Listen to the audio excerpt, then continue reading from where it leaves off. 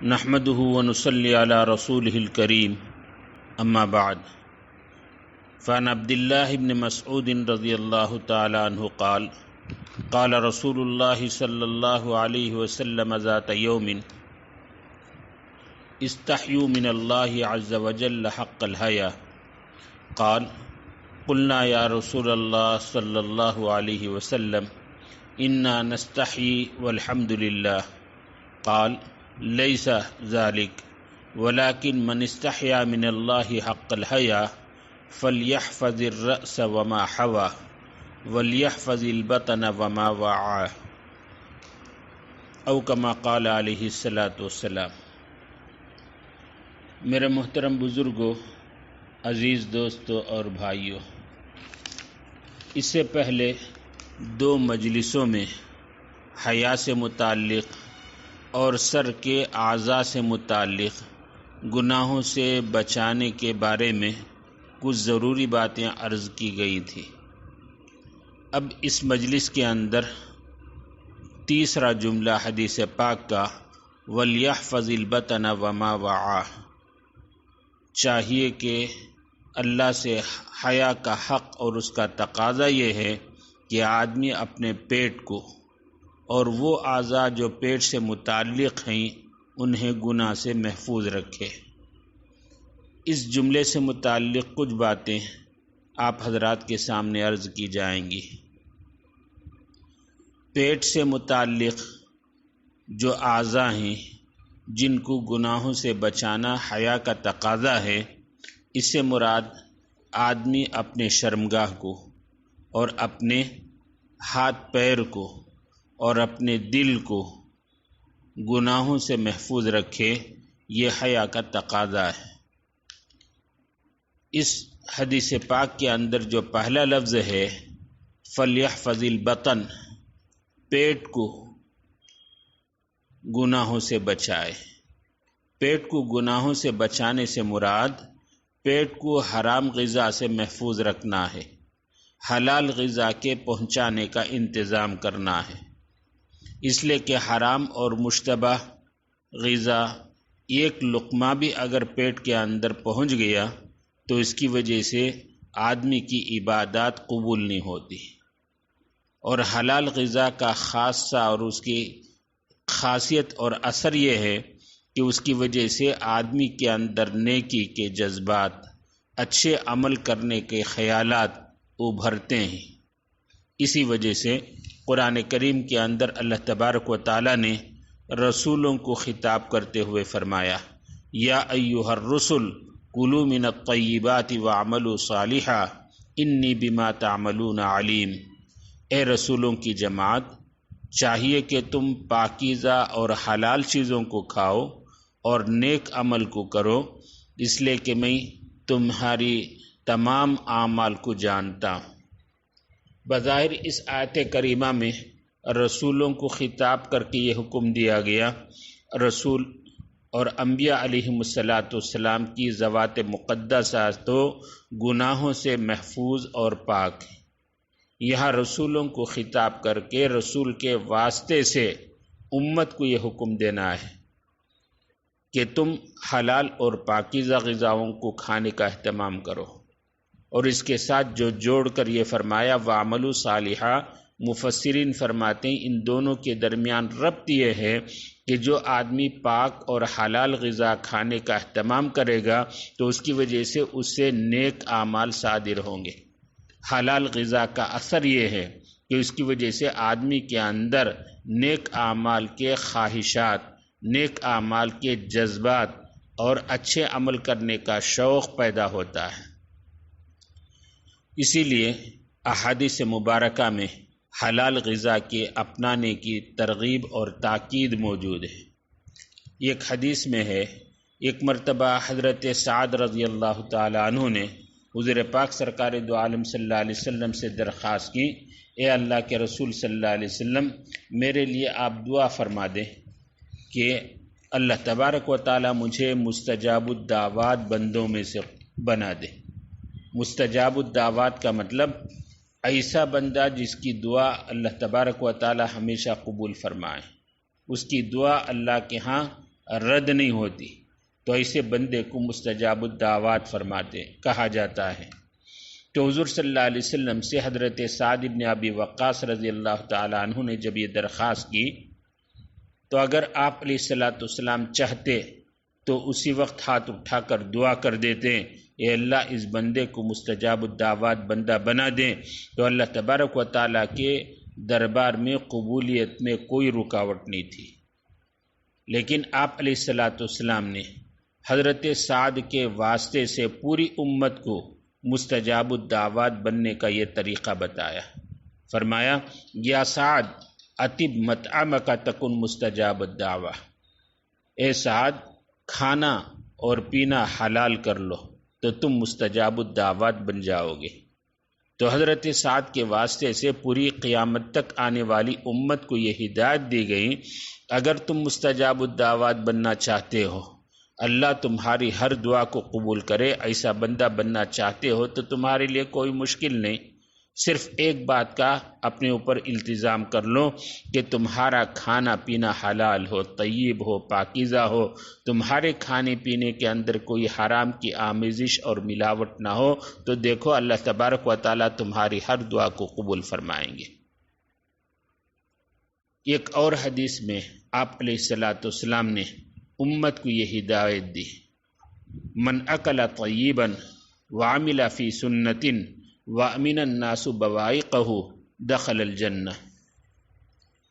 تو اس میں آپ علیہ الصلوۃ والسلام نے 3 باتوں پر جنت کے داخلے کی خوشخبری سنائی۔ ان میں سے جو سب سے پہلا جملہ ہے من اکل طیبا، جو شخص حلال اور پاکیزہ کھانا کھائے، اور دوسری بات فرمائی سنت پر عمل کرے، اس کی زندگی کے اندر اس کے 24 گھنٹے کے اعمال کے اندر حضور پاک سرکار دو عالم صلی اللہ علیہ وسلم کا طریقہ، آپ کی سنتیں اس کے زندگی سے ظاہر ہوں، عمل میں آئے۔ اور تیسری ہدایت دی فرمائی کہ لوگ اس کے شر سے، اس کی برائی سے، اس کے ظلم و زیادتی سے محفوظ رہیں، کہ اس کے ہاتھ سے، اس کے پیر سے، اس کے زبان سے، اس کے اعضاء سے کسی دوسرے کو کوئی تکلیف نہ پہنچے، کسی پر کوئی ظلم نہ کرے۔ تو اس پر فرمایا دخل الجنہ، تو ایسا شخص جنتی ہے، وہ ضرور جنت میں داخل ہوگا۔ تو میرے عزیزو، اس میں غور کرنے کی بات یہ ہے کہ آپ علیہ الصلوۃ والسلام نے جنت میں داخل ہونے کے لیے یہ شرط لگائی کہ آدمی حلال غذا کو اپنائے، پاکیزہ غذا کے کھانے کا استعمال کریں، اس کا اہتمام کریں، تو انشاءاللہ وہ جنت میں ضرور داخل ہوگا۔ تو اس لیے پیٹ کی حفاظت کا تقاضا یہ ہے کہ اس کے اندر حلال غذا پہنچے، کوئی حرام کا اور مشتبہ لقمہ اس کے اندر نہ پہنچے، اس کا آدمی اپنے بارے میں احتیاط کرے۔ اسی کو ایک اور حدیث میں آپ علیہ الصلوۃ والسلام نے فرمایا والذی نفس محمد بیدہ، اتنی تاکید کے ساتھ اس ذات کی قسم جس کے قبضے میں محمد صلی اللہ علیہ وسلم کی جان ہے، لَيَقْذِفُ اللُّقْمَةَ إِنَّ الْعَبْدَ لَيَقْذِفُ اللُّقْمَةَ الْحَرَامَ فِي جَوْفِهِ مَا يَتَقَبَّلُ اللَّهُ مِنْهُ عَمَلَ 40 يَوْمًا وَأَيُّمَا عَبْدٍ نَبَتَ لَحْمُهُ مِنَ السُّحْتِ فَالنَّارُ أَوْلَى بِهِ۔ فرمایا آپ علیہ الصلوۃ والسلام نے آدمی اپنے پیٹ میں اگر حرام کا ایک لقمہ بھی ڈالتا ہے تو اس کی نحوست یہ ہے کہ اس کی وجہ سے 40 روز تک اس کا کوئی عمل اللہ کے یہاں قبول نہیں ہوتا، چاہے وہ نماز پڑھ رہا ہو، روزے رکھ رہا ہو، ذکر و تلاوت کر رہا ہو۔ تو میرے دوستو، نماز کی فرضیت اس کے ذمے سے ساقط ہو جائے گی۔ یہ نماز کی فرضیت کا ادا ہونا اور بات ہے، لیکن عمل کا اللہ تبارک و تعالیٰ کے دربار میں قبولیت کا درجہ حاصل ہونا اور ہے۔ تو ان اعمال کی اللہ تبارک و تعالیٰ کے ہاں قبولیت کا درجہ نہیں حاصل ہوگا۔ کتنی ایک بڑی ہمارے لیے ایک شر کی بات ہے، ہمارے لیے افسوس کی بات ہے، تھوڑا بہت ہم جو عمل کر رہے ہیں، یہ حرام کے لقمے کی نحوست یہ ہے کہ وہ ہمارا تھوڑا بہت عمل بھی اللہ کے ہاں مقبول نہ ہو، تو آخرت کے دن ہمارا کیا حشر ہوگا۔ اتنا ہی نہیں بلکہ آگے حدیث پاک کے جملے میں یہ بھی ہیں وَأَيُّمَا عَبْدٍ نَبَتَ لَحْمُهُ مِنَ السُّحْتِ، جو کوئی بندہ اس کا جسم کا حصہ، اس کا گوشت و پوست حرام کے لقمے سے بنا ہو، حرام کے لقمے سے اس کا گوشت و پوست پروان چڑھا ہو، تو اس کے لیے جہنم ہی زیادہ مناسب اور اولا ہے۔ تو مطلب یہ کہ جو بندہ حرام غذا سے پرورش کا پا کر حرام غذا کے ذریعے سے اس کا گوشت و پوست بنا، تو ایسے حرام غذا والے جسم کا ٹھکانہ اللہ تبارک و تعالی آخرت میں جہنم کے اندر دیں گے۔ اللہ تبارک و تعالی ہمیں ایسے وعید سے محفوظ رکھے، حلال غذا کو حاصل کرنے اور حرام غذا سے پوری طریقے سے بچنے کی توفیق نصیب فرمائے۔ میرے دوستو، ذرا غور کرنے کا مقام ہے، آج ہمارے زمانے کے اندر حرام کتنا عام ہو رہا ہے، کتنا پھیلا ہوا ہے۔ غیر محسوس طریقے سے مسلمانوں کے گھرانے کے اندر حرام کو گھسانے اور حرام کو داخل کرنے کی ایک ناپاک کوشش جاری ہے۔ آج کل کے زمانے کے اندر سودی معاملہ، انٹرسٹ کا اور انشورنس کا معاملہ، کئی قسم کے انشورنس کی صورتیں یہ ہمارے درمیان پھیلی ہوئی ہیں۔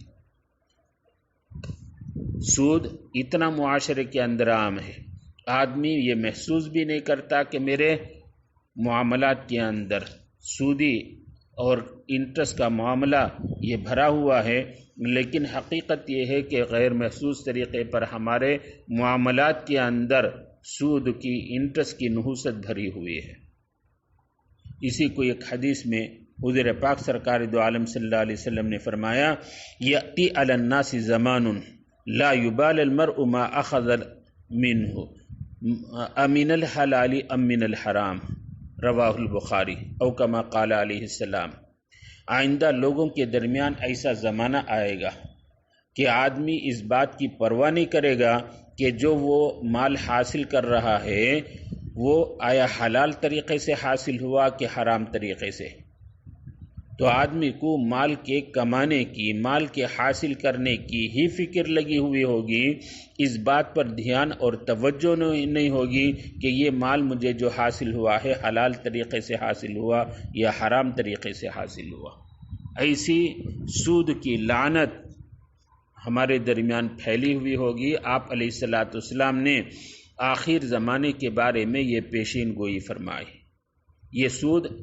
کتنی لعنت کی چیز ہے۔ ایک اور حدیث میں آپ علیہ الصلوۃ والسلام نے اس کی وضاحت کرتے ہوئے فرمایا، اس پر لعنت بھیجی، لعن رسول اللہ صلی اللہ علیہ وسلم آکل الربا وموکلہ وکاتبہ وشاہدیہ وقال ہم سواء، او کما قال علیہ السلام، کہ حضور صلی اللہ علیہ وسلم نے لعنت بھیجی، اللہ کی رحمت سے دوری کی بددعا دی ایسے آدمی کو جو سود کھاتا ہے، انٹرسٹ کی رقم سے اپنے گھر بار کا انتظام کرتا ہے، اور جو دوسروں کو سود کھلانے کا انتظام کرتا، سودی معاملے کے اندر تعاون کرتا۔ اور فرمایا کہ سودی معاملے کے اندر جو لوگ بھی تعاون کریں گے، چاہے وہ لکھنے والا ہو، کاتب، آج کل کے زمانے کے اعتبار سے کمپیوٹر میں یہ حسابات درج کرنے والا ہو سودی معاملات کا، یا شاہد، سودی معاملے کے اندر جو آدمی گواہ بنتا ہے، فرمایا ان تمام پر لعنت ہے، اللہ کی رحمت سے دوری کی بددعا ہے، اور فرمایا یہ سب لعنت کے اندر، گناہوں کے اندر سواء برابر ہے۔ میرے دوستو، آج کے زمانے کے اعتبار سے پھونک پھونک کر قدم رکھنے کی ضرورت ہے کہ ہمارے معاملات حرام اور انٹرسٹ سے آلودہ تو نہیں، یہ دیکھنے کی اور اس پر جانچنے کی ضرورت ہے۔ حضور پاک سرکار دو عالم صلی اللہ علیہ وسلم نے اس پر شدید ناراضگی کا بلکہ بددعا فرمائی جو سودی معاملے کے اندر ملوث ہے۔ کاش کہ ہمارے معاملات سودی معاملات سے، انشورنس وغیرہ حرام کاری سے محفوظ رہیں۔ ایک دوسری بات حدیث پاک کے جملے میں جو فرمایا کہ فَلْيَحْفَظِ الْبَطْنَ وَمَا وَعَى، چاہیے کہ آدمی اپنے پیٹ کی بھی حفاظت کرے اور پیٹ کے اطراف جو اعضاء گھیرے ہوئے ہیں، یعنی اس کی شرمگاہ، اس کے ہاتھ، اس کے پیر، اس کے دل، ان کو بھی گناہوں سے محفوظ رکھے۔ یہ اللہ سے حیا کا تقاضا ہے، تبھی اس آدمی کو کامل حیا اور شرم والا کہا جائے گا جو ان تمام اعضاء کو گناہوں سے محفوظ رکھے، اپنے اعضاء کو گناہوں سے بچائے رکھے۔ چاہے کوئی آدمی بظاہر شرم کے اعتبار سے لوگوں کے درمیان حیادار اور باشرم آدمی کے نام سے مشہور ہو، لیکن اپنی ان اعضاء کو گناہوں سے محفوظ نہیں رکھ رہا ہے، اپنے سر کو، اپنے پیٹ کو اور اسے متعلق اعضاء کو گناہوں سے نہیں بچا رہا ہے، تو اللہ کی فہرست میں، اللہ کے رجسٹر میں وہ حیادار آدمی شمار نہیں ہوگا، گو کہ لوگوں کے نزدیک وہ باحیا باشرم کے طور پر مشہور ہو۔ تو اللہ کے ہاں باحیا آدمی وہ ہے جو ان تمام اعضاء کو گناہوں سے محفوظ رکھے اور ان میں سے اپنی شرمگاہ کو گناہوں سے محفوظ رکھے۔ قرآن کریم میں اللہ تبارک و تعالیٰ نے اس کی تاکید فرمائی، والذین هم لفروجہم حافظون۔ اللہ تبارک و تعالیٰ کے ہاں کامیاب شخص وہ ہے جن کے اندر من جملہ صفات کی یہ صفت بھی ہو کہ اپنے شرمگاہ کو محفوظ رکھیں، حرام کاری سے، حرام کاموں سے اپنی شرمگاہ سے محفوظ رکھیں۔ حضور پاک سرکار دو عالم صلی اللہ علیہ وسلم نے امت کے بارے میں اس بات سے اندیشہ ظاہر کیا، خوف ظاہر کیا کہ یہ زنا اور شہوت لوگوں کے درمیان پھیل جائے گی۔ فرمایا ایک حدیث پاک کے اندر، ان اخوف ما اخاف علیکم الزنا والشہوۃ الخفیہ، کہ میں تمہارے درمیان جو سب سے زیادہ خوف اور ڈر محسوس کر رہا ہوں وہ یہ کہ تمہارے درمیان آئندہ زنا عام ہوگا، بدکاری عام ہو جائے گی، اور خفیہ شہوت یعنی عورتوں سے ہم کلامی، عورتوں سے شہوت کے ساتھ بات چیت، عورتوں کے ساتھ بے محابہ بے پردے کے میل جول، یہ سب خفیہ شہوت ہے جس کو آپ علیہ السلام نے 1400 سال پہلے اس کا اندیشہ ظاہر فرمایا کہ یہ امت کے اندر عام ہوگی۔ ہم ایسے بے حیائی کو اپنے آنکھوں سے دیکھ رہے ہیں، کالجوں کے ماحول کے اندر ہو یا جہاں عورتیں اور مردوں کا اختلاط ہو، فیکٹریوں وغیرہ کے اندر، تو یہ بے حیائی کے کام بلکہ شہوت والے افعال، چاہے اسے عورت سے شہوت سے بات کرنا ہو، شہوت سے چھونا ہو، شہوت سے دیکھنا ہو، یہ سب خفیہ شہوتیں عام ہوتی جا رہی ہیں، جس کا آپ علیہ السلام نے اندیشہ ظاہر فرمایا۔ بلکہ یہ صرف اندیشہ ہی نہیں، بلکہ آگے فرمایا آپ علیہ السلام نے، میری امت میں آخر زمانے میں جب فحش، بدکاری، بے حیائی عام ہو جائے گی تو طرح طرح کی بیماریاں امت کے اندر پھیل جائیں گی، جن بیماریوں کا پہلے تصور بھی نہیں تھا اور پہلے ان بیماریوں کا نام بھی لوگ نہیں جانتے تھے۔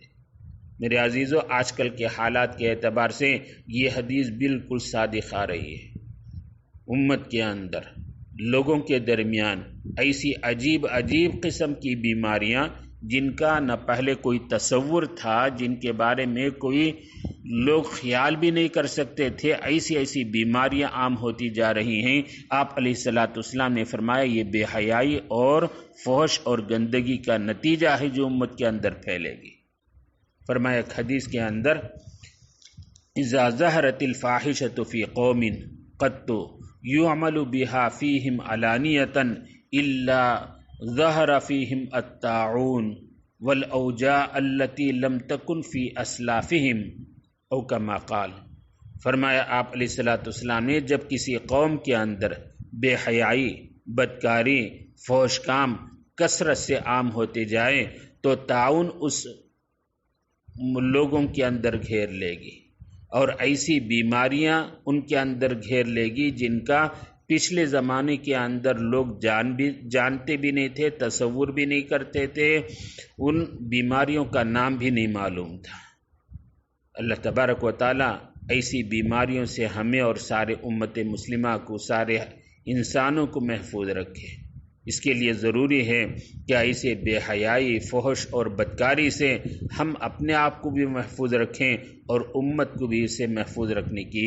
پوری کوشش کریں۔ میرے دوستو، یہ حیا کا تقاضا ہے۔ آپ علیہ الصلوۃ والسلام نے حیا کے بارے میں جو تشریح فرمائی کہ اپنے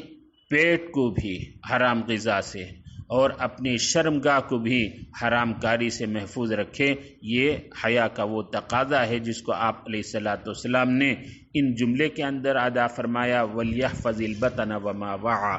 اللہ تبارک و تعالی ہمیں پیٹ اور ان کے متعلق تمام اعضاء کو گناہوں سے پوری طریقے سے محفوظ